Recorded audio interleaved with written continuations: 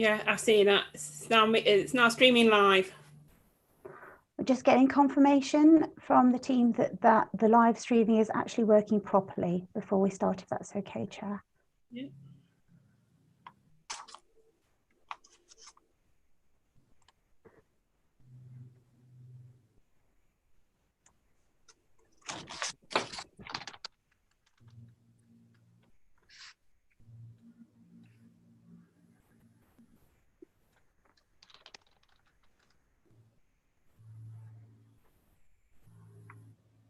Okay, you can start, Chair. Thank you.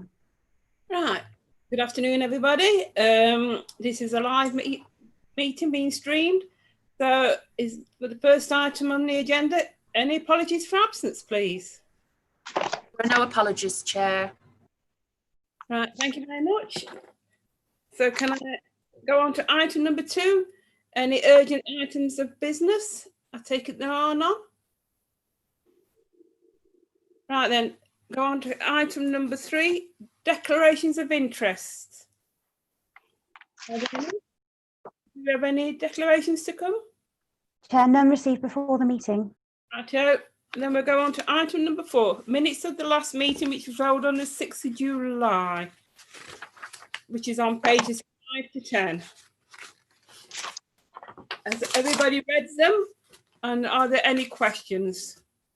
Yeah. Councillor James Watson. Thank you, Mrs. Jeffrey. I have a point on page 9 on your bundle, which is the minutes.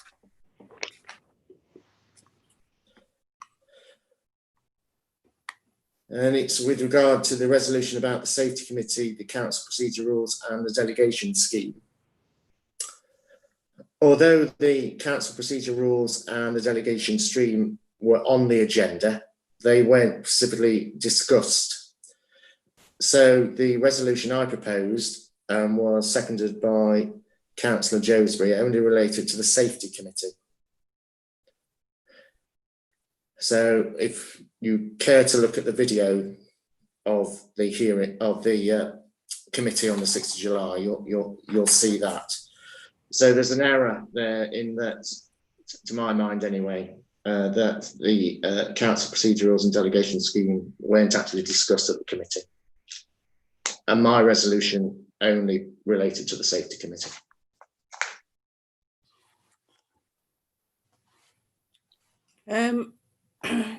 Nicola, what do you say to that?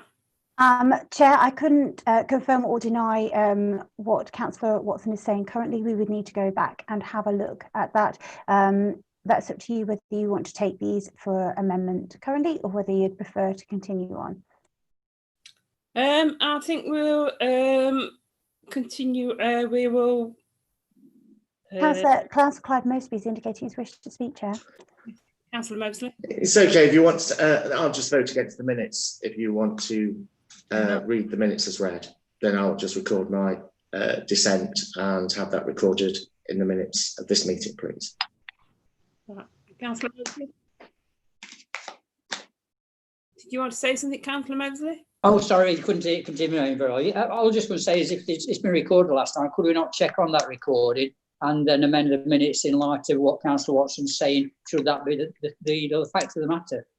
Just to make sure we get them accurate in it all. That's all I'm saying. Rather than Councillor Watson voting against or whatever within it all, let's just check if we can and amend them if needs be. Yes, that's fine, Chair. Yes, I'll be satisfied with that. So if we could go through the last meeting and make sure it is correct as per the last meeting, and then we'll have the amended minutes. Is everybody happy on that? So can I have a seconder? Proposing seconder, right. And can I have a vote then on these minutes? Can everybody show the hands?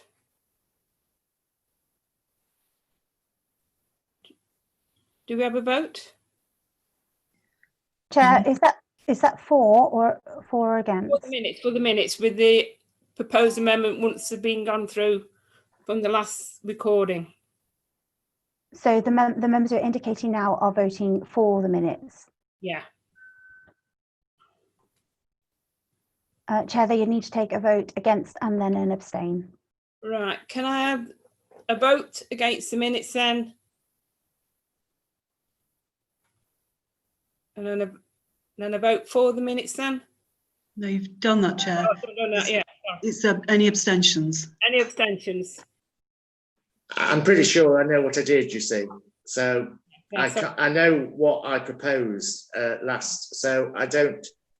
So I've got to abstain. You've put me into that corner, so I'll abstain from these minutes.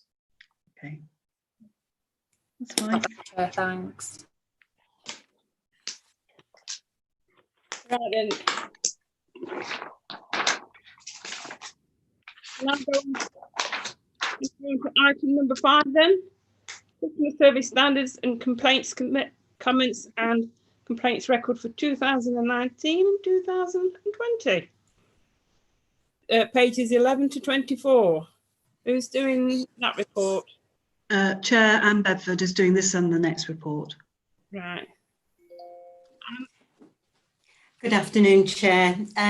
This is the biannual report and annual summary, which I bring to standards, obviously twice a year.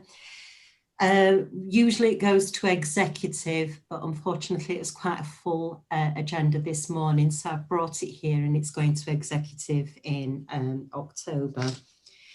Just to run through this, it is for information only. It's to provide information about the effective management of complaints and customer requests, which is central to excellent customer service and helps to improve council services. It's also to provide information on the number of compliments, comments and complaints for the period the 1st of October 2019 to the 31st of March 2020. And also there's an annual summary in there. So just going through the customer service. Mrs. Jaffrey, Yeah. on the point of order, I can't hear Miss Bedford all that too clearly. I don't know if she could position her microphone. I don't know if others are having, or if it's my hearing. If it's my hearing, then I apologise. I can hear you quite clearly about the others. Hello, can you hear me any better without these in? I can, yes. Can you hear me better? Right, I'll just turn up the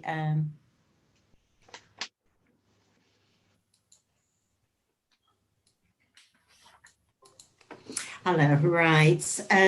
Going on to customer service standards, did you miss anything at all there, Councillor Watson? Did you need me to reiterate anything at all?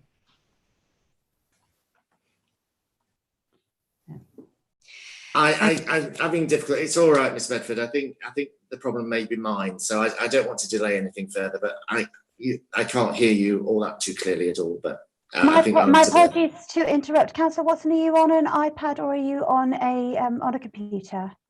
I'm on the District Council's iPad. Okay, if you would like, I can ask a technician to give you a call and talk you through how to adjust your audio settings. Okay, if that's fine, thank you. Okay, moving on to customer service standards with respect to telephones. The target is currently 93% to be answered within 20 seconds. And Appendix 2 shows that the performance between October 2019 and March 2020 by quarterly period. The report identifies that 98% in both quarters 3 and 4 of incoming calls were answered corporately within 20 seconds. And there were 2 departments that narrowly missed that target, and that was housing and community safety and planning, and those were both in quarter 3. Cumulatively over 2019-20, the performance is 98%, so that overachieved that target. With contact centres, they've got a target of 80% of incoming calls to be answered within 20 seconds. They achieved 78% over quarters 3 and 4, so just narrowly missed that target. And cumulatively, again, over 2019-20, it was 78%, so it just fell short of their target of 80%. With revenues and benefits, they've got a target of 60% of incoming calls to be answered within 20 seconds, and that's for the revenues and benefits helpline. The direct dial achieved 81% in quarters 3 and 4, and it was 81% cumulatively. And over the period of 2019-20, it was 77%, which obviously exceeds the target of 60%. Incoming emails for the corporate email facility, our target is 100% to be acknowledged within 1 working day and 100% to be responded to within 8 working days. For this reporting period, between October and March, 6,488 email inquiries were received over that period. All were acknowledged within 1 working day and 99% were responded to in full within 8 working days. And I'd like you to draw your attention to the same period of last report, 2018-19, where there were 4,798 for the same reporting period. So it still remains quite a popular way of contacting the council. We did 1 session of monitoring for face-to-face monitoring. We usually did 2. The second one fell within the coronavirus pandemic period. So we just did the 1 monitoring period, and that was week commencing the 15th of July 2019. And of the 813 customers who called in, 812 were waited less than 20 minutes to be served. So the target is 99% for that particular target, and so obviously that exceeded the expectation. During the same period, 199 callers were served on meet and greets, and that brings the total for that period to 1,012 visiting Clown Contact Centre and the outlying contact centres during that period. With regard to compliments, in total 218 written compliments received, and you can see from the figures that there were quite a lot for certain services, 44 for leisure, 35 street scene services, 35 revenues and benefits, 26 for housing. As some compliments cross-cut some departments, the total number of compliments doesn't correspond with the total when viewed in this way. So a compliment may cover 2 or 3 or 4 different departments. Appendix 3B shows the number of written comments received for the period, and 100%, which is the target, all 39 were acknowledged and passed on to the respective departments within the timescale of 3 working days. Frontline resolution complaints, Appendix 3C shows the number of frontline resolution complaints. These are the complaints which go straight to the department, so they should be responded to within 3 working days. 90% of those were responded to within 3 working days, and that's a slight slippage on the previous monitoring period. But again, this was during the pandemic period. We've had quite a few of our frontline services were redeployed to different duties. Formal investigation complaints. Appendix 3D shows the number of formal investigation complaints by departments. 110 complaints were received during this period, 92% of which were responded to within our customer service standards, and this does not meet the target of 97%. However, again, the contingency plans that we've put in place for COVID-19 pandemic did impact on the availability of officers. And as again, it was about people being redeployed, and also with people showing symptoms and actually being absent from work. Internal review complaints, Appendix 3E shows the number of Stage 3 complaints, and these are escalated formal complaints when people are not satisfied with the outcome of the formal complaint. During this period, 13 Stage 3 complaints were received and 77, so that's 10 of them, were responded to within the standard of 20 working days. Again, it doesn't meet the standard of 100%, and again, it was due to the impact of COVID-19 pandemic. Ombudsman complaints, Appendix 3F shows the status of Ombudsman complaints for 1920 at the end of March 2020. During this period of reporting, 3 cases were received. There was 1 decision of not upheld, 1 of no maladministration, 1 was commuted to an internal review complaint, and this is because the complainant hadn't fully gone through the complaints process, and the council was awaiting the decision in respect to the 3rd. The summary will show the volumes for the year, and you can see that we are still receiving quite a lot of compliments, more compliments coming through than the previous year, slightly fewer comments, more complaints, and more internal review complaints. And you can see the responded to on the summary where there's been a slight slippage, where we've not met targets on Stage 2 complaints. So the standard's 97. Over the year, it was 96%. You can see that actually the Stage 2 response average has slightly risen from 11 working days to 13 working days. And again, with Stage 3 complaints, we've not achieved the standard of 100% within 20 working days. Having said that, it sounds like bad news, but it's, I think overall departments have risen to the challenge and we have been responding to complaints, and this is something that I'm going to monitor, but we've got departments who have actually put things in place to meet the challenge in future.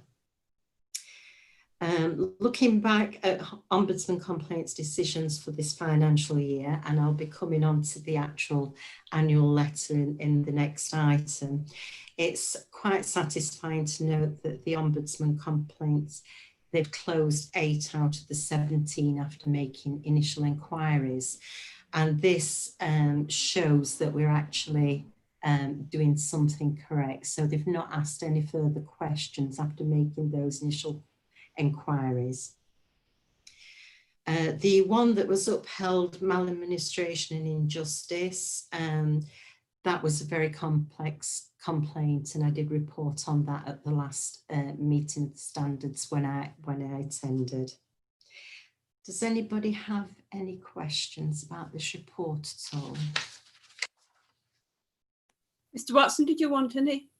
Councillor Watson, did you want any questions? Anybody? Does anybody have any questions? Councillor No, Cladman, thank you, Chair. Mr. Jeffrey. Yeah. Could I? Yeah. Councillor Mosley? Yeah, it's not really a question. I suppose it's a comment. One of the things that I am pleased about is the revenue and benefits, whereby on the income, the dialing coming into their sort of dialing in system, where it's up at 81%. I think in these times when we're running through this COVID thing and people are quite concerned about monies and where they're going to get things, so I think that's reassuring that they're probably being dealt with very quickly and hopefully getting a decent answer out within it all.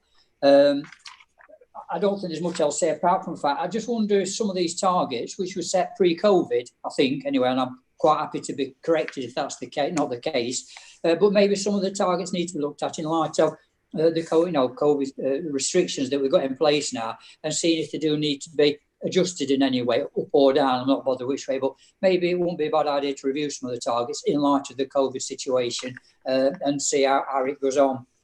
And I suppose the one thing you're small about is on page 23, I think it's the housing ombudsman, they review their own case in it, or it says Ombudsman has reviewed their decision and concluded their findings do not warrant amending. I just find it quite interesting that gamekeeper and poacher, as they call it on here, you know, they've made the decision and they're reviewing their decision and they're saying it's all right. It just seems a bit strange when we seem to be subject to so many investigations from outside bodies about, you know, what we do as a council and indeed as members. But just comments there, Chair, and you know, good report all in all, I think. Thank you. Anybody else? Any questions to ask? Right then, if everybody's happy with this report, yes, Councillor Mosley. You're muted. Oh, sorry, but I was just putting my hand up to vote for the report. Sorry, I'm getting a bit ahead of myself. Thank you. Right, can I have a proposer, please? I propose the recommendations for you on Please. page 15. Yeah. I'll second it for you. Thank you. And can I have a vote then, please?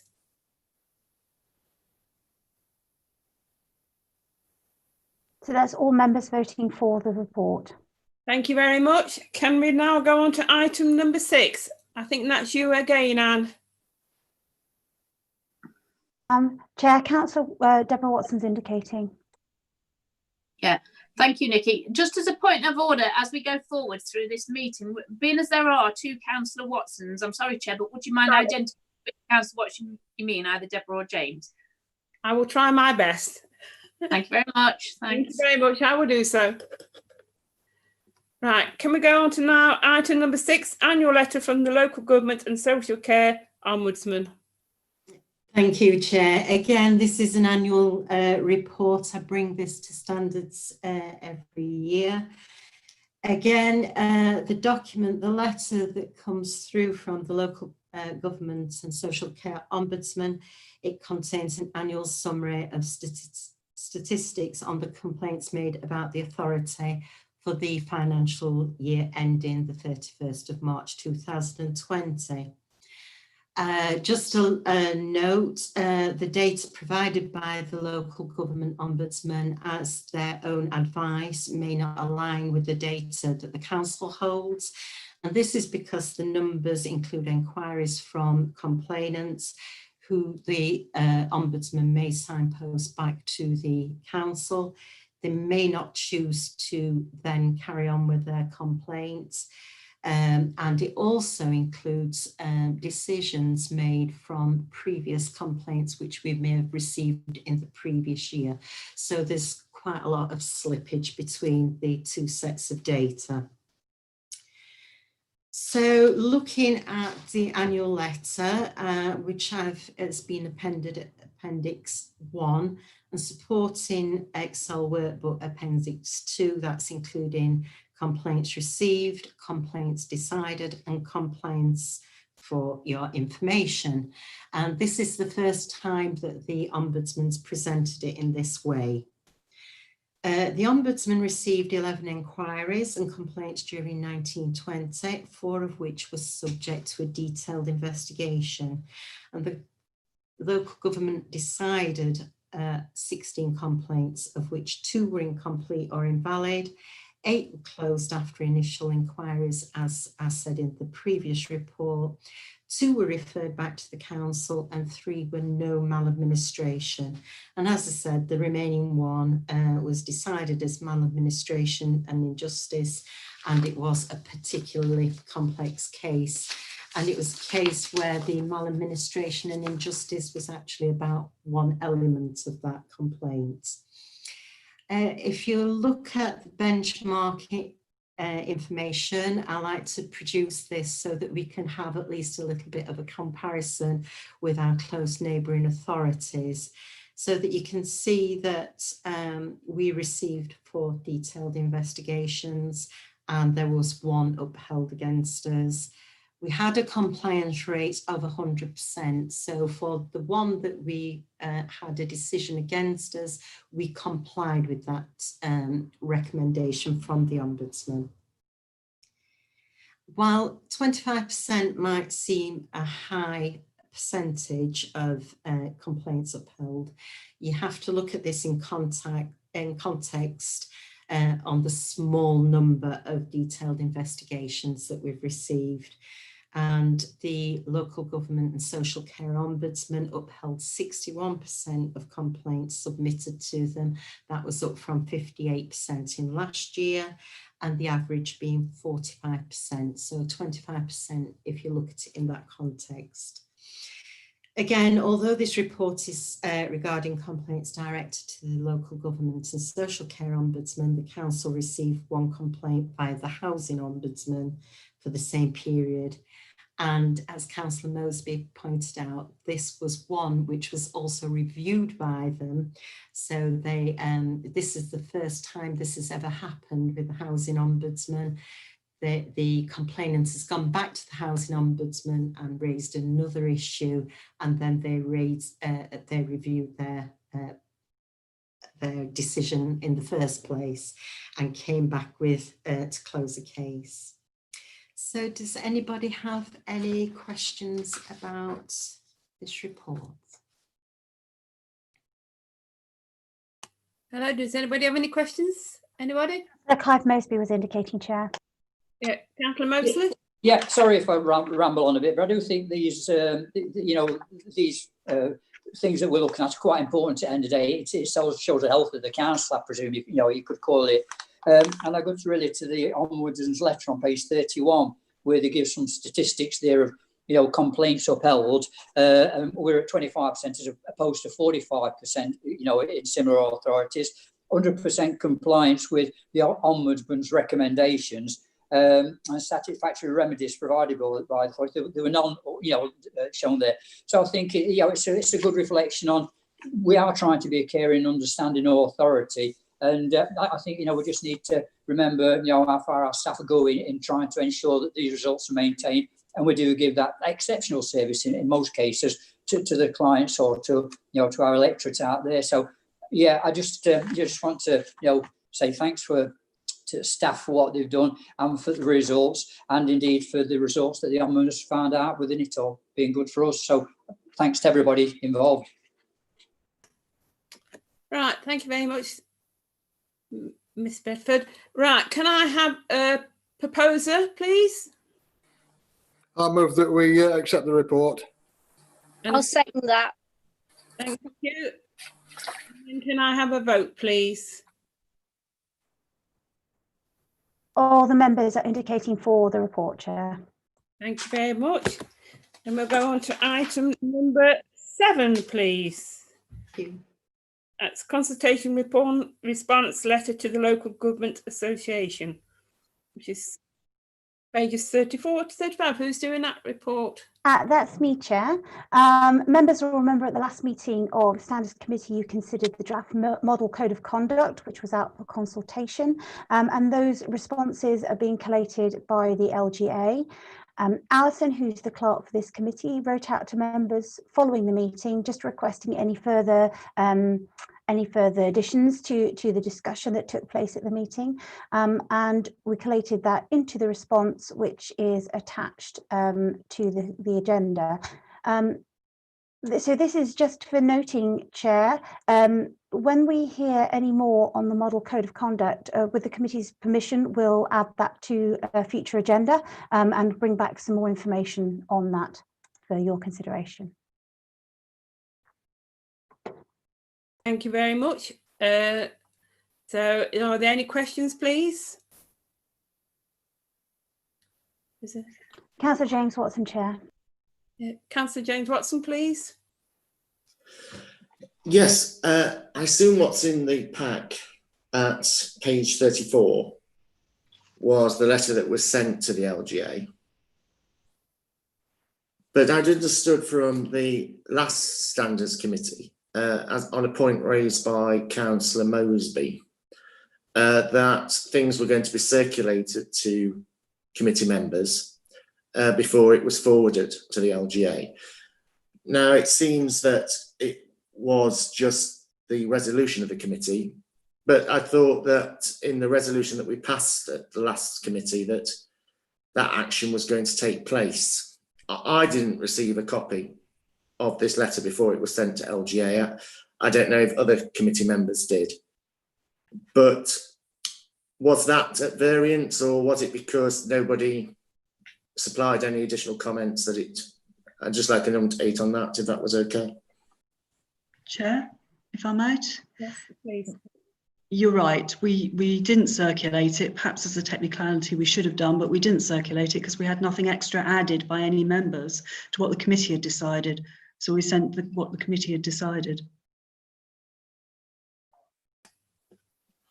No, that's perfectly reasonable. It's just that it was the resolution of the committee, that's all. And so ordinarily, I would expect officials to abide by the resolution of the committee, even if it is the fact that nobody else has added any comments. Point taken. Right, any more questions, anybody? Right, No indications. right, can I have someone propose the letter? Second letter's all right, and the seconder? Voting it.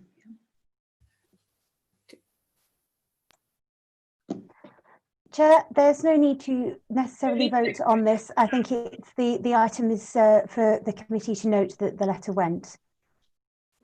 Right, item number 8, circulation of delegated decisions notices, which is on page 26 to 28. Who's doing that report? It's mine, Chair, and actually mine says page 36 to 38. I'm reading it upside down. All right. Okay. As a result of the COVID lockdown, delegated powers were extended to ensure council business could carry on. This was particularly important as there was a period of about 11 weeks when there were no formal meetings of the council. These powers have been extended and are currently in place until the 30th of November.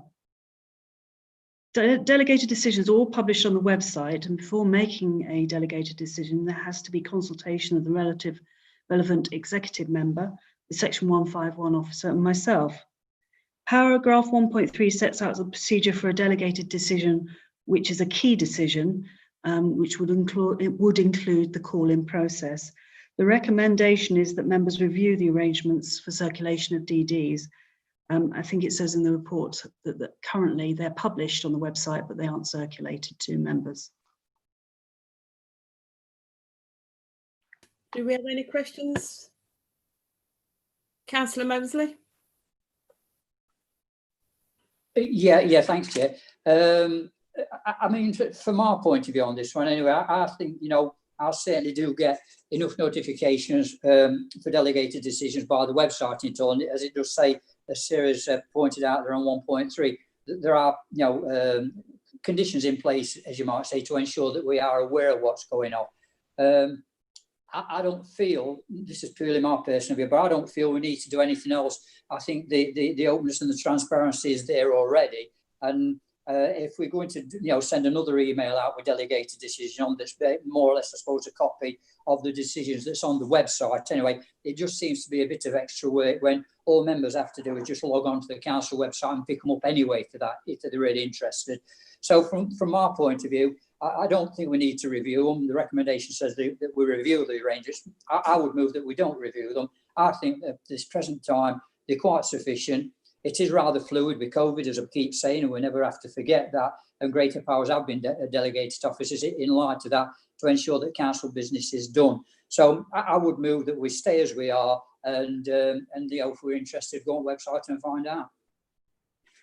Councillor James Watson, did you want to raise a question? Councillor James Watson. Yeah. Hello. Yes. Yes. And hopefully now with the new website, because the new website. So I'm fine with delegated decisions as long as they're published in one place on the website. The problem with the old website is that sometimes you just couldn't find the delegated decisions quite easily. But I think that to a large extent has been remedied by the new website. And when you click on delegated decisions, you can see all of them there, and hopefully they're numbered correctly so you can see that one hasn't been missed out. So as long as the delegated decisions are fully published on the website, and I think in the report there's an assurance there where it says all delegations are published on the council websites, then I'm fine with it with Councillor Mosby. Any more questions, anybody? No indications to speak, Chair. Right, can I, yes, Councillor Watson? Mosley, should I say? Councillor Mosley, you want to unmute? I'm muted now. Sorry, you probably ought to keep me muted, then you won't get problems with me. Yeah, in light of what Councillor James Watson has said, there's a difference to Deborah. You know, providing they are published in that one place, as it says on that website, it does make it that little bit easier to find them. Yeah, I've got no qualms with that, and I think it's good. It's open and transparent government within it all. So I'm quite happy to go along with that. And maybe once the new website's up and running and the DD decisions are placed on there, maybe at a future standards meeting, we could just have a look at it. I don't know if we can do it live, or we'd just take an example off of the website so that we can see that they are quite easy to find on the new setup. So yeah, comfortable with that, Chair. Right, then can I have someone propose it and then someone to second it, please? Councillor Mosby's already proposed it. Yeah, and then can I have a seconder, please? I'll second that. Right, thank you.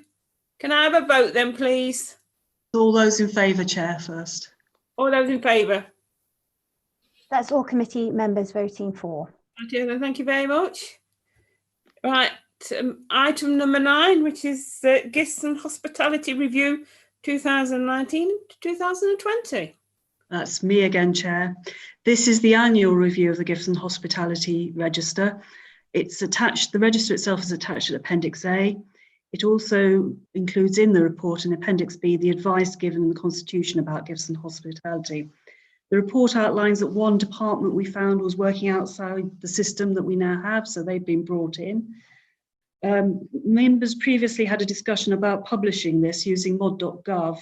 Unfortunately, COVID has interfered and caused a delay on the implementation of mod.gov.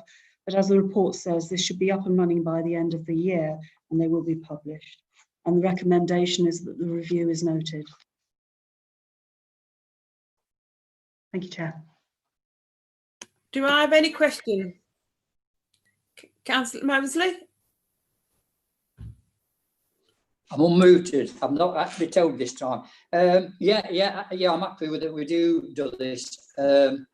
You know, I think again, it's important for us as members and indeed for officers and that they do declare any gifts or hospitalities that's come their way. But I would like to, I think on these, most of these are about 10 or 15 quid or 20 quid. They're not very much that has been declared on them. But when we go on to page, 207 or 46, I'm not quite sure which numbering we're going with. But the bottom bullet point is that members is to the value of £100. I just wonder, is that a bit high, or and should we just look to bring that level down a bit, maybe to 10 or 15 or £20? I don't know. But it says members are required to declare any gift or hospitality that is above the value of £100. Is that? I just want to seek other members' views on this. Really, is that a bit high? And would we all feel more comfortable and more open if we declared pretty much anything we got, irrespective of value? I don't know. I'll leave that open, Chair. Councillor James Watson, you wanted to raise a question? Yes, it's to support Councillor Mosley, actually. So thank you, Mrs. Jeffrey. Yes, so my point was about the limit, because in these things, the report says that most gifts are around about the £10 mark. And so you'd want something closer to that, you know, to give you your outlier. So from what Councillor Mosby has just said, I'd like the committee to consider whether £100 is too high, given that the majority of gifts come in at £10. So I don't know if Councillor Mosby was suggesting there £25, but £25 or £50 would seem a more suitable limit, if that's in the aegis of this committee to do so. And secondly, on 1.7, it seems I can't follow, and obviously it's my error, but so in 2018, it was the intention to publish this register on the website. Is that correct, Mrs. Yes, Jeffrey? Yes, that's correct, Chair. And then it would seem to go, I don't know what, and then the COVID-19 pandemic comes in, and then it's, to use I don't know what that means. I'm sure it's an error on my understanding. Is it still the intention to publish it on the website? Yes. I think Nikki Calver can answer this one. Thank you. We're developing a feature within the mod.gov system, which helps us to electronically register gifts and hospitality for both members and officers. And we're just developing that system. It was hoped that that would have been done sooner. COVID-19 put us back on that one. And we're hoping to have something in and we can maybe give you a demonstration at the next meeting of standards prior to it going live. So in general, it would be that when somebody registered on the gifts thingamajig, that would be reported directly online in a sort of real-time situation? Chair, if you're happy for me to come back direct on that. What it would be, what we're hoping that it would be, is that members and officers are able to register that themselves, and it would populate a central register that all will be able to access and view online. And that is then published? Yeah, it would be published immediately. Right, okay, thank you. Do I have any more questions? Yes, Councillor Mosley. You want to unmute? Yeah, I'll do it. I couldn't, my finger weren't quick enough on button, Chair. Do apologise. Yeah, again, agree with Councillor Watson, James Watson. I'd like that £100, and I propose within that, if it is within our remit to be able to do it, that we do reduce that down to something in the region of £10, you know, and let's take it from there. And then I don't think there should be any problems. But I do think the £100 and above is quite high. So I'd move that we alter that second bullet point on page 207, I think it is, that it is above the value of £10 and not £100. And I'd move that in line with the other recommendations, Chair. The gift and hospitality register be noted at 6.1 on page 40.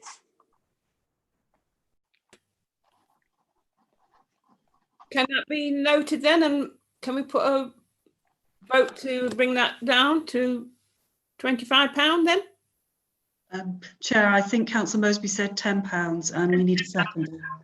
Can we have a seconder on that one, please?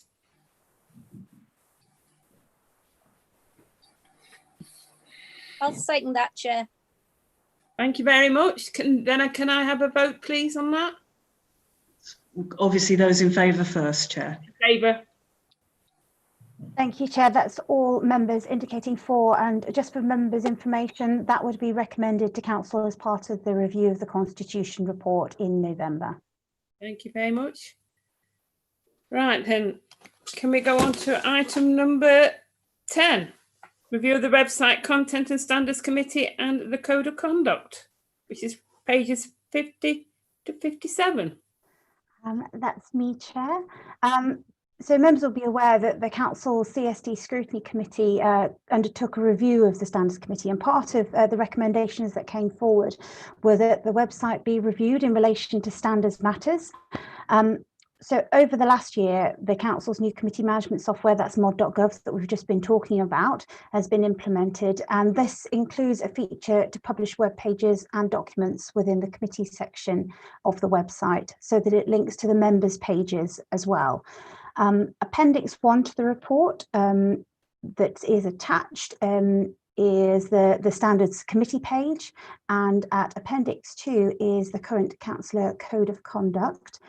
The Standards Committee annual reports have also been published as standalone documents, which fulfills the recommendation of the scrutiny review. And so the recommendation within the report, Chair, is that the committee review the content of the Council's websites in regard to Standards Committee and Code of Conduct information.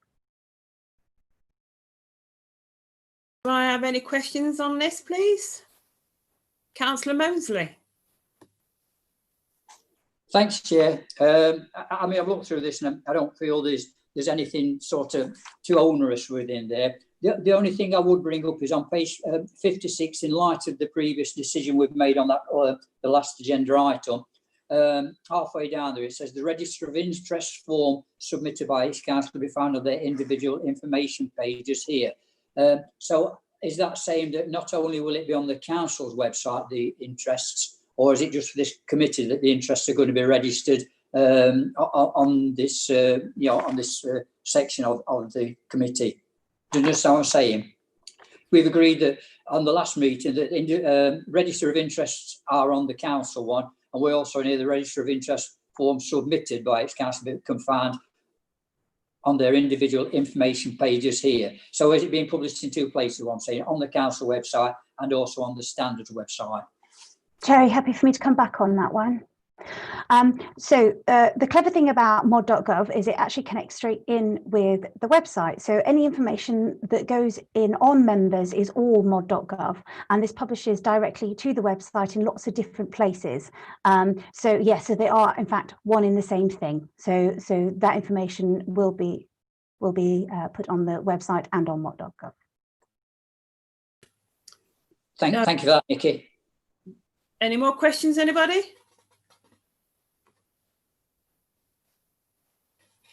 No further questions, Chair.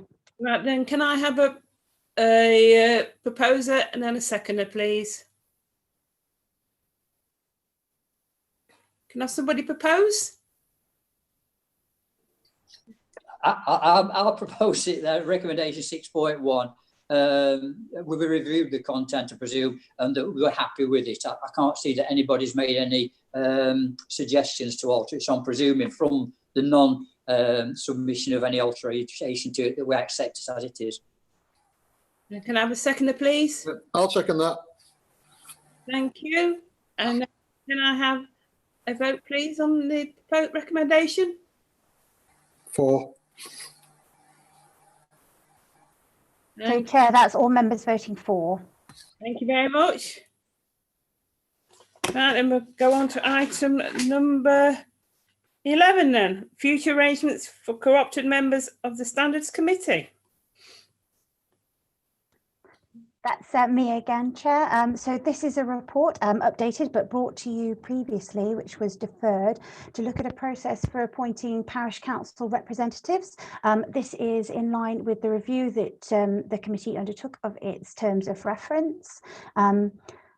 So the review, the conclusions that came out was suggested that 2 non-voting co-opted members be elected in May 2021, and their terms of office would terminate in 2 years' time, and that would be in line with all members with the district council elections. 1.4 of the report sets out a suggested timetable, and this is brought to you now in advance so that we can try to meet that timetable should you wish. Thank you, Chair. Councillor Moseby. So I'll get there eventually.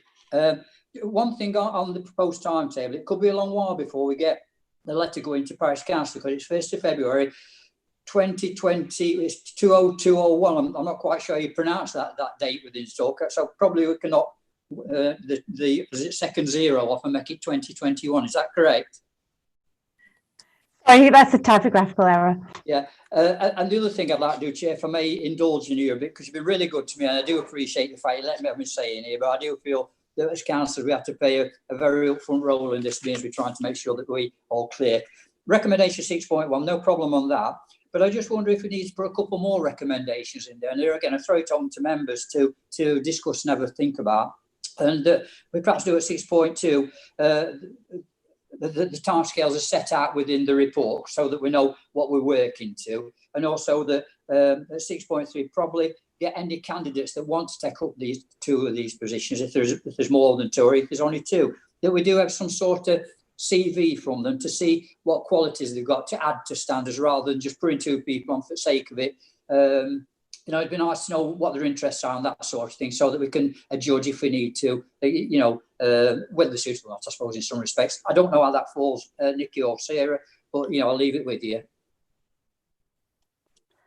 Chair, if I may come back on the second point in regard to CVs, as part of the process, we would write out for nominations as there would be an expression of interest that a parish councillor would have to put forward, and including that, they would state their reasons for wanting to be considered for that. So that would be taken part as part of the process before members got an opportunity to have a vote.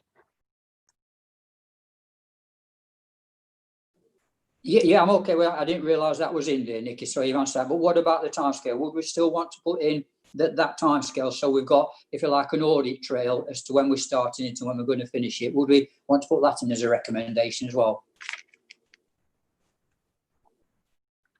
Chair, that's for members to decide if they would like to add an additional recommendation and to agree that. The timescales that are set out within the report, I think, are wholly achievable, and we could keep to that should members wish us to.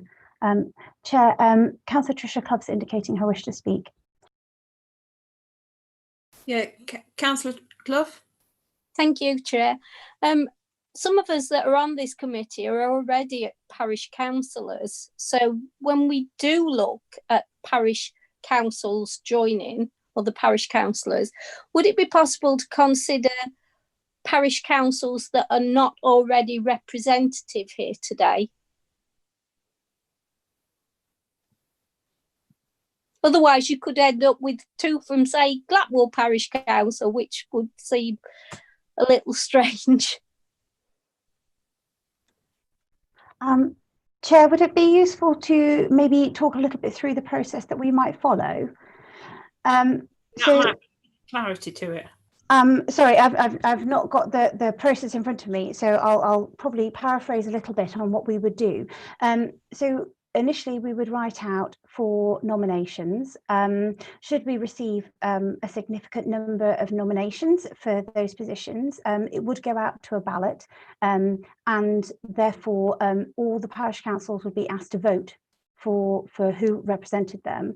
To that wouldn't be a process that we would be able to control, and that vote would be open to the parish councils to do that. So prescribing which parish councils would be representative wouldn't be something that we as officers would be able to have any influence on.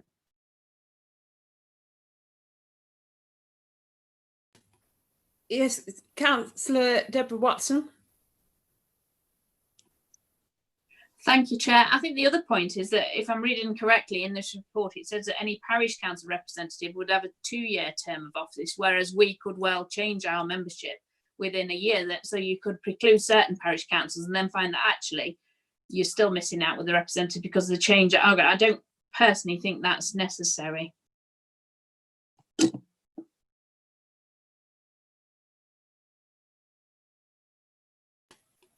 Do we need a response? Do you want us to respond on that, Nicola? I was just going to say Councillor James Watson's indicating to speak.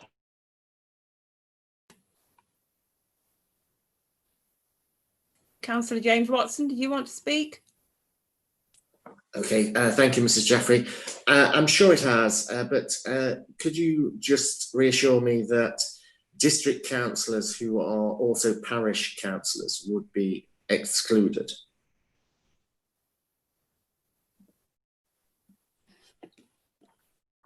It would, oh, sorry, go ahead, Sarah. I was just going to say that would be the intention. It's what we've done before. Yes, because if not, even though a non-voting, it would create a problem, maybe, or a perceived problem anyway. So I just wanted that assurance. I'm sure it was. It said the terms of reference, but I just don't have the terms of reference at hand. But it would be odd if district councillors, in their guise as parish councillors, were nominated as the co-opted. Thanks. Are there any more questions? Anybody?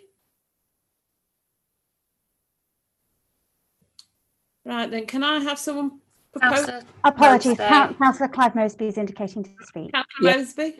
Yeah, sorry, on the action, the table, sorry, the actions, I've just noticed the deadline for ballots is 7th of May 2020. So that again needs to be amended to 2021, I presume. Sorry, I didn't notice the first one, I didn't notice the second one further down. So could we amend that as well, please? So just to say it's going to be a busy elections day. Yeah, I think it may be. Any more questions, anybody? Then can I have somebody propose this, please? This item?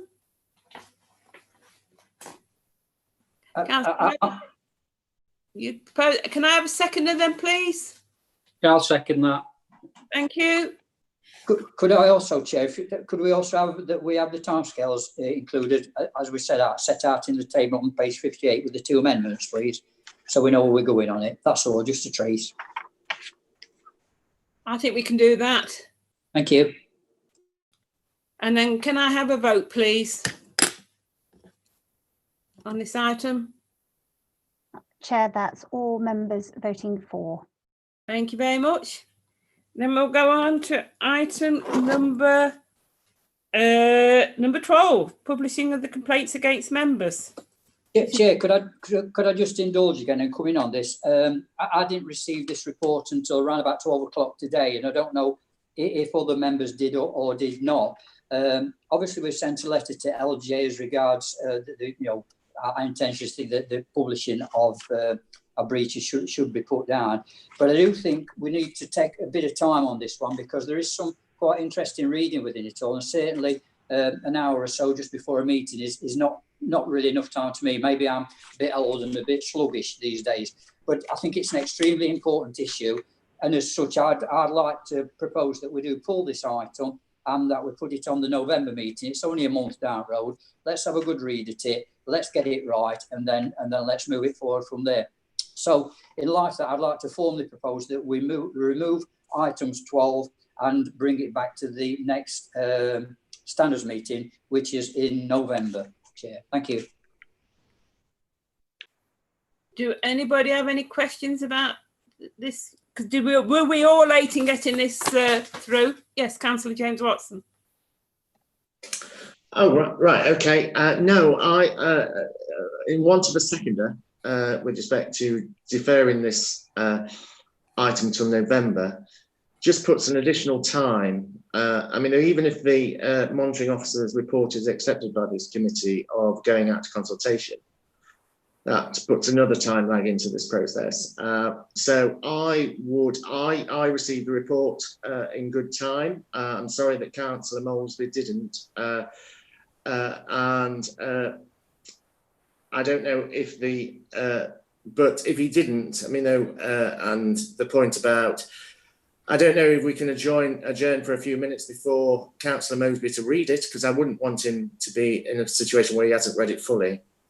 But I would hope at least we could make progress on this rather than deferring it for another 3 months. Or if not, then to have a standards committee meeting earlier than November, if that's a compromise that Councillor Moseby would see as reasonable. Councillor Moseby? Yeah. In response to Councillor James Watson suggesting that was going to be one of my next moves in it all. It's not. Let me just sort of correct you. It's not that I haven't read it. I've read it, but I don't. I really do think there are things in there we need to take a bit more notice of and understand a bit clearer in it all. So I'm quite prepared to have an additional standards meeting if the rest of the members want to, along with Councillor James Watson, to discuss this item prior to the November standards meeting, which have already got programmed in the schedule of meetings timetable. Councillor James Watson. Also, I wondered if Councillor Moseby would consider, because also in the report, the monitoring officer says that various members have come to her about that there'd be a consultation. I wonder if Councillor Moseby would be agreeable to, without discussing the entire body of the report, to perhaps agree to this consultation so that can be run concurrently, so therefore we don't put a time delay even further. Because if we had a short notice, came back, say, for instance, in whatever notice period it is, say 2 or 3 weeks, and then agreed to have a consultation, then that's a further lag into this report. So I wondered if Councillor Moseby is agreeable to that. Councillor Moseby. Yeah, no would be the short answer to that, Councillor James Watson. I think we need to look at this, and then when this committee's decided the way forward in it all, and we go out to consultation, we need to go out, know what terms we're going out of. So I find it a bit difficult to be able to run a consultation on something when we haven't even made or considered this report fully before that consultation goes out. So I couldn't agree to that, Councillor James Watson. Okay. Oh, sorry, Chair. I was just. If I may just go, Councillor Joseby is very keen, so I don't want to interrupt. But okay, sorry, Councillor Joseby, please. Okay, right. This is obviously going to affect parish councillors as well as the district council. So are we going to involve them in the discussions, and because they come under the same rules as we do? If I could, Chairman, on that one, the consultation would be with parish councils and parish councillors, as well as district councillors. Okay, thanks. It's Councillor James Watson. So could I propose, with your leave, then to accede to Councillor Mosby's for a short meeting that we reconvene in 4 weeks' time? Would that be amenable to you, Mrs. Jeffrey, to discuss this item? It's whether we can fit it in the calendar. Councillor Mosby. Yeah, I'm quite happy for that. I don't want to seem as though I'm being obstructive in this. I just think, we do have to, sometimes we make decisions in haste and live to regret it for a long while after. And I'm quite happy to, if we can fit, Sarah and Nikki and everything, happy that in another 4 weeks' time, we'll have a meeting on this particular item, on this item 12, and then we make that decision then in discussion and move it forward. Same say the next standards meeting is in November. I think it's towards the back of November, but certainly I'm happy to take a 4 week break on it and then come back with whatever we decide at that time to discuss it. Chair, yes. In relation to the date, if that's what members vote for, can I suggest that we leave that to the governance manager to sort out with people for about 4 weeks' time, depending on when there are gaps in the schedule? I think that would be a good idea. So can I have a vote then to, first can I have a proposal that we have, and a seconder, that we change the meeting for this item and put it back for 4 weeks? So, Councillor, are you proposing? Yeah, I propose that we remove this item from the agenda now and look to a date in 4 weeks' time or around about that, subject to being able to find a slot within it all. So within 4 weeks' time, we bring it back and discuss it. And do you second that, Councillor James Watson? Yes, I can second that. Right, thank you very much. Can we have a vote that we're going to alter this item and put it back for 4 weeks? Chair, members are voting, all members are voting for. Thank you very much. So can we go on to item number 13? Review of the Council's Constitution Part 2. Thank you, Chair. So this is your regular report that you receive each time, which sets out proposed changes to the Constitution. There are 3 within this report. There's the discharge of executive decisions, the revised cabinet member portfolios, and consideration of a motion that was put to council on travel expenses for members.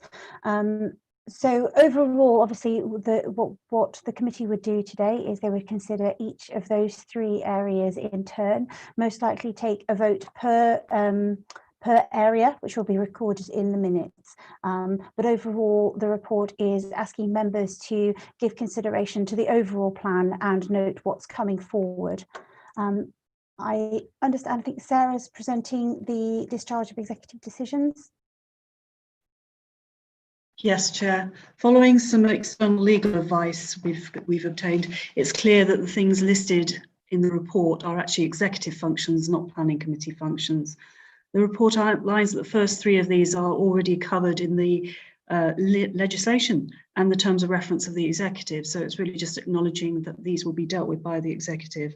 The final one, the 4th one, is the subject of a delegation. Really, you're just acknowledging the legal position. These matters will be dealt with by the executive in the future. Thank you, Chair. Any questions, anybody? No questions, Chair. Right, can I have a proposer and seconder and a vote, please? Councillor Mosby, and a seconder, please.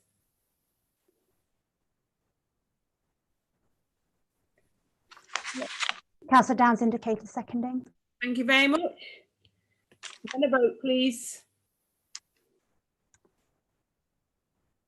So, Chair, you have 1, 2, 3, 4 members voting for. So you'll need an against and abstain vote. And can I have an abstain vote, please? You go for against first. Okay. Against, please. That's an against, Chair. And abstentions. And then abstentions, please. and there's 1 abstention. Right, thank you very much. Number B, should I say? B is the revised cabinet member portfolios. This is just to bring it forward for members' attention that there has been a slight change in the cabinet portfolios. This, because it makes up part of the constitution, this is just bringing it forward just to let standards committee members know. When we take this report in November, it's possible there may be some further changes, but it's just to make members aware that there has been some changes, and these will need to be recommended to council as inclusion in the constitution. So they're not necessarily for debate or anything today, Chair, just for noting. Any questions? Yeah, Councillor Mosley. Not chairs. I'd just like to note them. And yeah, I've set mine anyway, so mine's all up to date. And this is actually item D, not B, on the agenda bit of it all. So yeah, but I'm happy to accept that.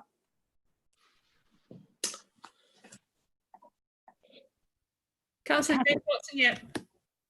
Thank you for clarifying that, Councillor Mosby, because I'd run out of think there. So yes, it's just noting of the cabinet portfolios, isn't it? This report?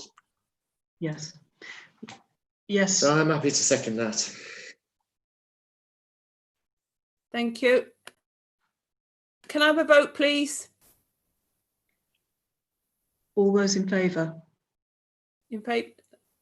That's all members voting in favour, Chair. Thank you very much. Next item, please.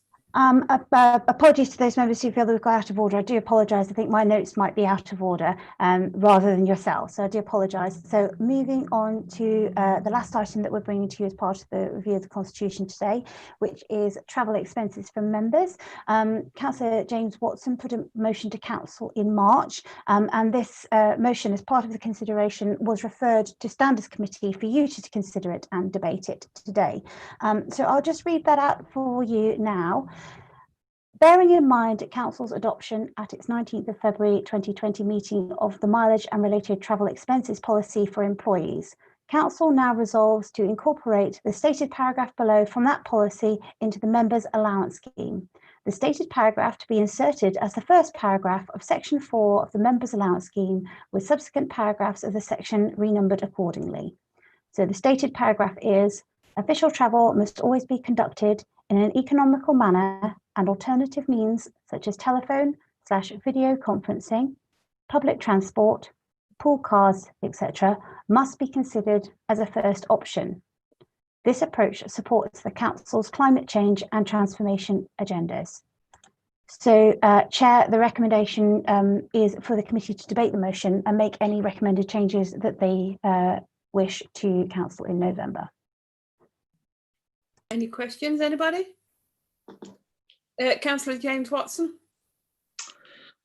So I suppose I'd better kick off this debate because it was my motion that was put to Council, which has been referred to the Standards Committee. And without labouring too much of what I said in Council, but just to refresh the Standard Committee's members, there's been a period of time that's gone since that, and various significant events that have happened. So perhaps refreshing your memories is in order.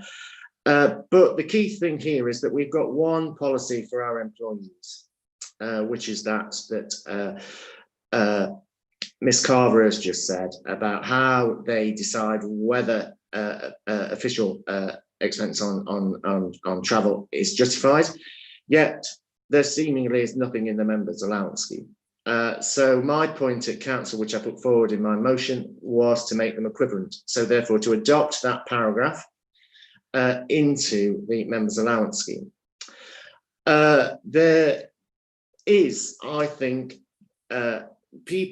this debate, I imagine, is going to develop along about how people see that they have to be in the ARC and attend the ARC and so on and so forth.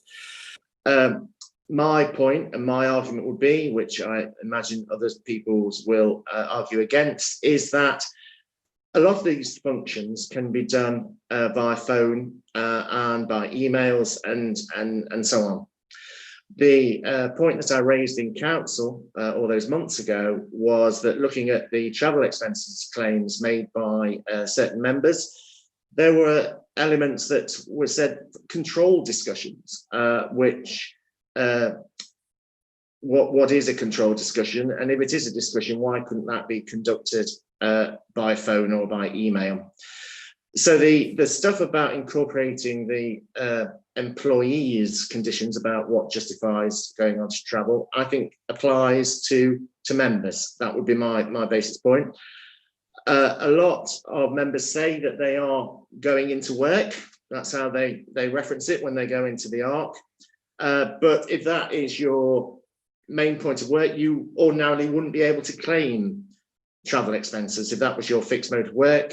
So, you know, our employees, when they go into the ARC, they don't claim travel expenses because that's ordinarily where they work. So I think really it's fair and proper that the expenses that are claimed by members for travel and travel expenses are because genuinely, and this is the going point, they have to get to the ARC to do something. I question what they have to do, why they can't, you know, conduct that by telephone or by video conference or by email. But I'm sure other members on the committee will be able to put forward their view. But the overall stuff about doing this is to say,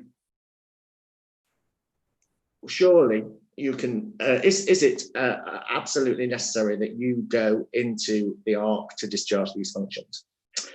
I think Councillor Deborah Watson is indicating that she might want to join the debate. I do apologise if that's not the case, but I'll leave it there for the first instance and allow other people to come in on.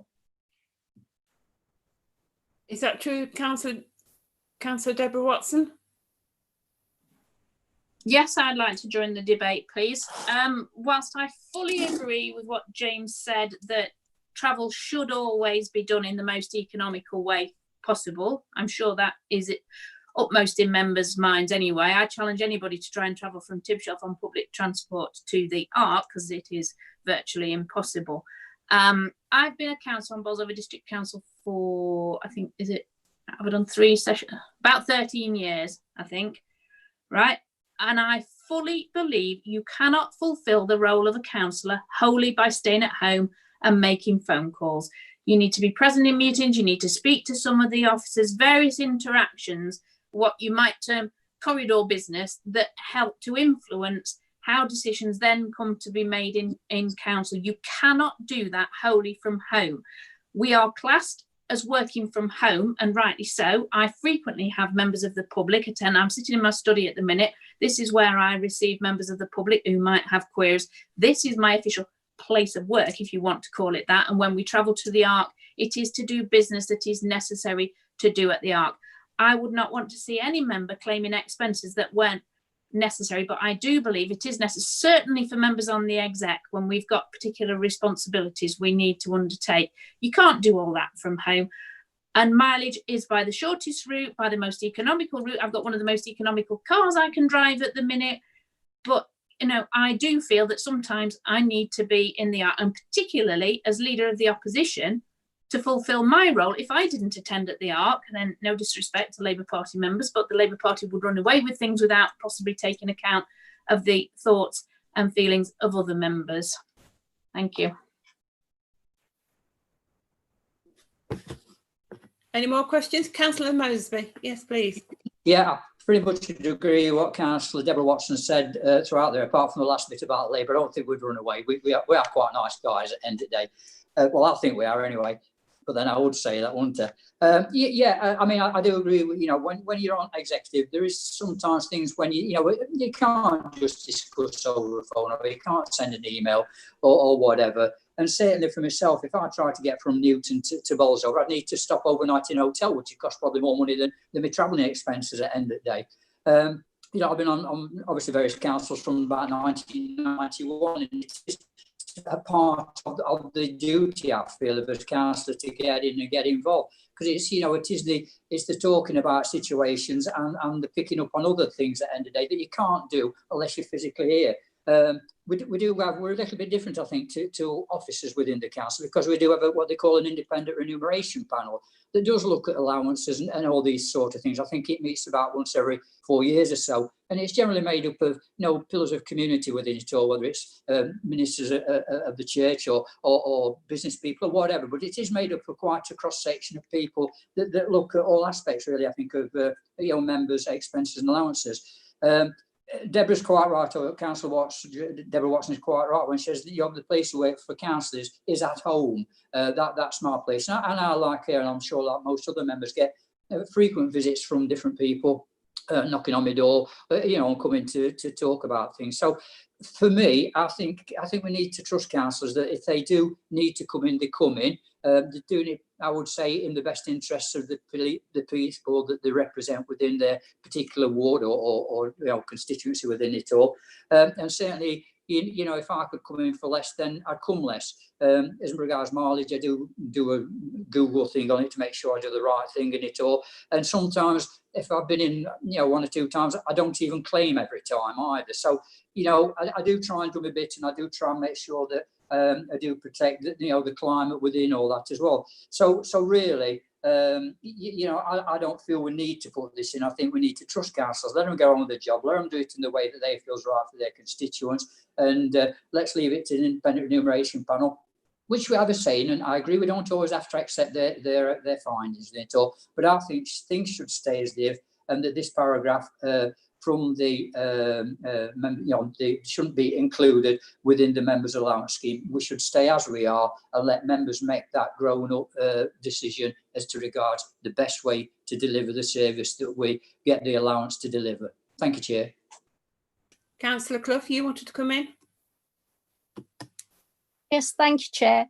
As someone who has unfortunately had to work from home for the past few months, and probably for quite a long way forward, I must say that I dispute what Councillor Deborah Watson said regarding councillors not being able to fulfil their obligations from working from home. I'm sorry if I misinterpreted that. I'm able to phone officers if I need any help. I'm able to email them.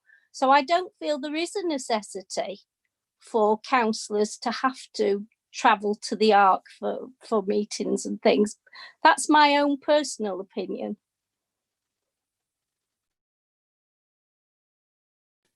Does anybody else want to say anything? Chair, Councillor Josby wishes to speak. Councillor Josby? Hi, right. As regards working from home, since this pandemic, we've tried as a parish council to conduct things over email, over phones. It's very difficult to speak to half a dozen to a dozen people all in one go on a phone. And so we've tried doing it over email. We've got WhatsApp, and all we seem to get is a long string, and everybody loses track of what's going off. So this face-to-face meeting, I think, is imperative as councillors. I think it's imperative. I think it should be limited to the minimum amount. I only ever come to the Arc if I've got a specific meeting. But away from that, I don't think any of the councillors get any expenses if they're not actually attending a meeting.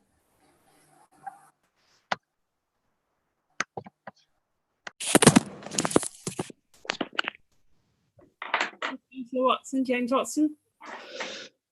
But the key thing here is why is there one constraint for our employees and another for members? Why are our employees basically saying, if you want to make a valid travel expense, you've got to confirm this, but the members are exempt? I think also, on looking at the individual travel expenses, which I've got through Freedom of Information requests, then there are various, travel expenses, and I've got an assurance that the officials at Bolsover District Council just rely upon the declaration by the member to say that they're valid or not. There are various lines in those travel expenses which,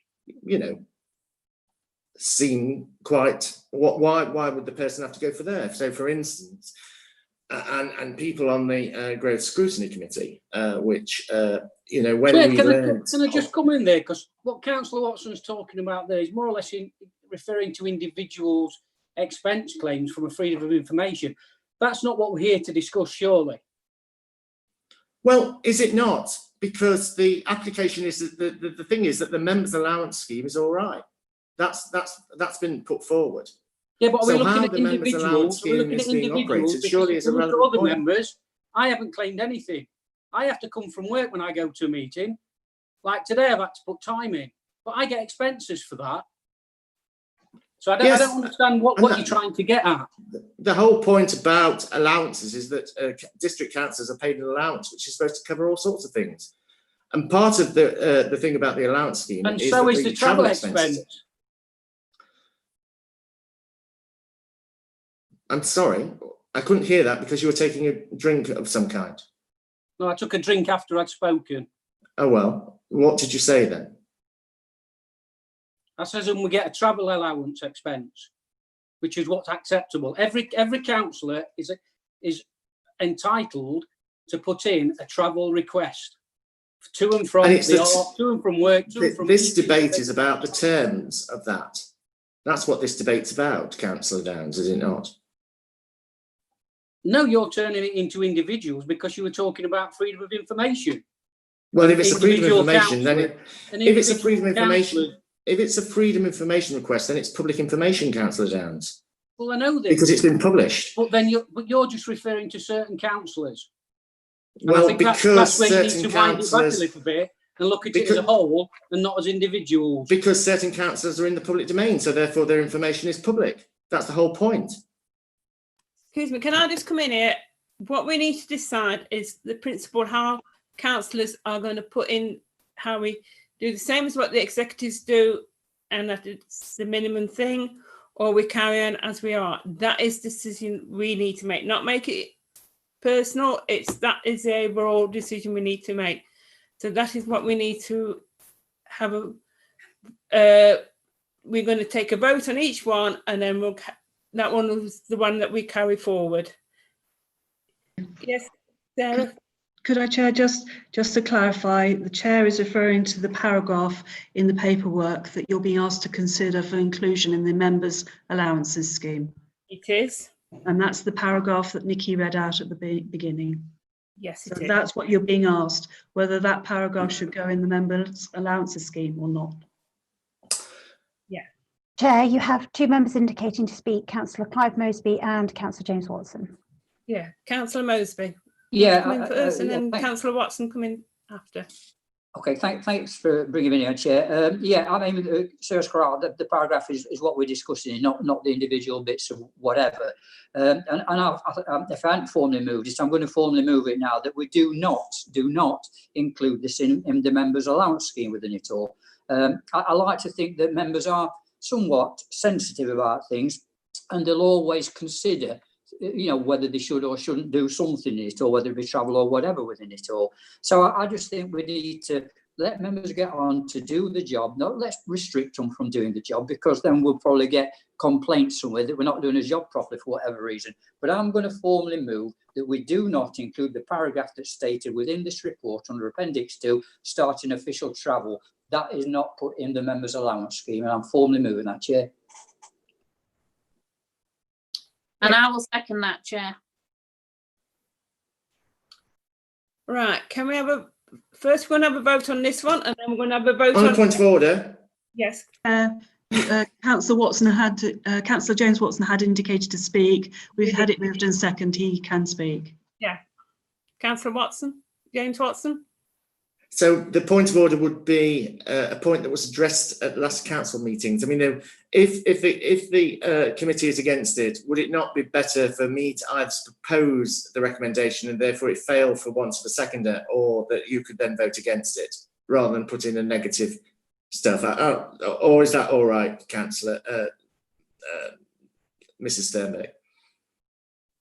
Yes, this isn't a motion that's been proposed and with an amendment that's going to negate it. This is an item for consideration by the committee, and a motion has been proposed, so it is a different situation.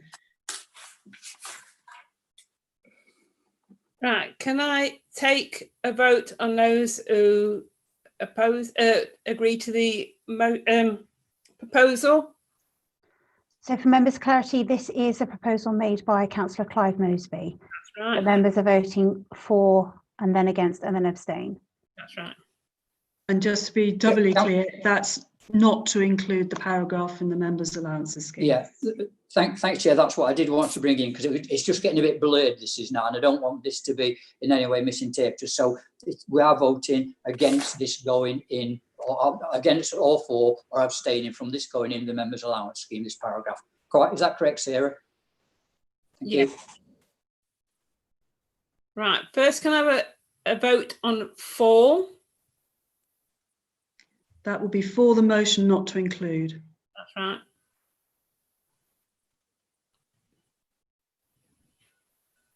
Sorry, I was muted. Chair, you have 4 clear votes for that motion. Right. Can I have a vote to it against? And for my dissent to be recorded in the minutes, please. That's 1 against. And those who abstain? With 1 abstention, Chair. That motion is carried. Thank you. And then I think this is it the home loss payments? Apologies, Chair. We've not brought forward details on the home loss payments to this meeting. With your permission, Chair, we'll bring that as part of the review of the Constitution to your November meeting. Does everybody agree on that one? Yeah. Yes, Councillor Watson. Mosby, should I say? Sorry. Yeah, don't confuse me anymore, Chair. I just wondered, instead of going to the November meeting, could we bring this one to the special meeting we have on the previous item that we've pulled on item number 12? Was it 12? Complaints. Maybe we can deal with it a bit quicker then. But that just a suggestion or a thought, yeah. Can I reply? Can I have a Nicola? Would that be all right to carry over? I think Sarah Sternberg was indicating to speak on that. Yeah, sorry. Just to say, this was scheduled to come to your November meeting. It wasn't scheduled to come today. So we were intending it to bring it along to your November meeting anyway. So it's not late. Okay, accept that, no problem. Go along with November meeting, Sarah. Right, then I take it then we go on to item number 14, complaints update. Thank you, Chair. That's down to me. We do these in calendar years, so this is for the whole of 2020 so far. We have 12 complaints, 7 of which relate to parish councils, 5 of which relate to district councils. We have outstanding 8, but that is subject to Vicky Dawson, Deputy Monitoring Officer, and I going through the list and clarifying what should be closed. On the subject of Vicky, I'm sure you're aware that Vicky Dawson has been made Head of Housing at Bolsover and is moving on. She's kindly assisting me with some of the Deputy Monitoring Officer stuff, including complaints in the meantime. But we are under a lot of pressure and things are not moving as quickly as I would like. I'm going to try and bring in some other members of legal to speed things up, but I wanted you to be aware that there are some delays.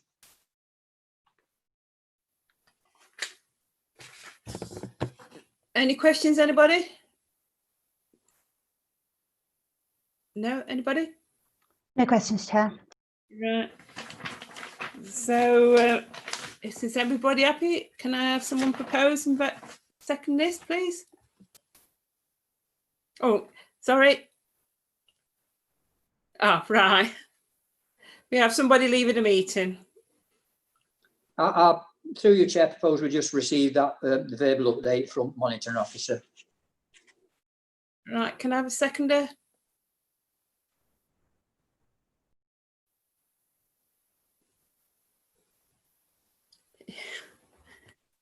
Right. So we go on to the final item, the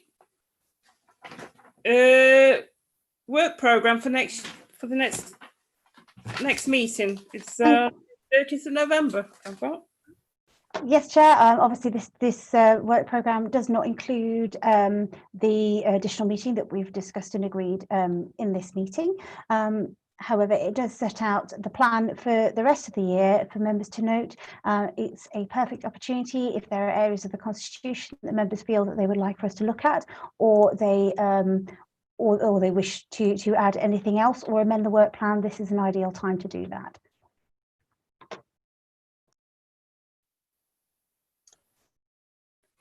Do I have any questions, anybody?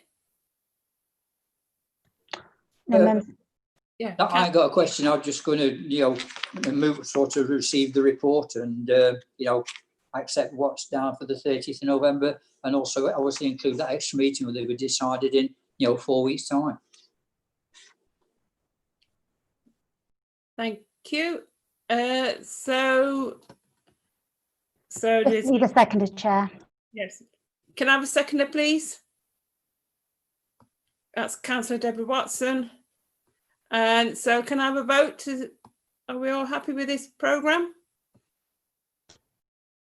So you have 4 clear votes for acceptance, Chair. So you'll need to take an against an abstention vote. If anybody who's against the work programme? And those who are abstaining, please. 1 abstention, Chair. Thank you very much. I take this meeting to be closed now. Thank you very much. Thank you very much for your hard work.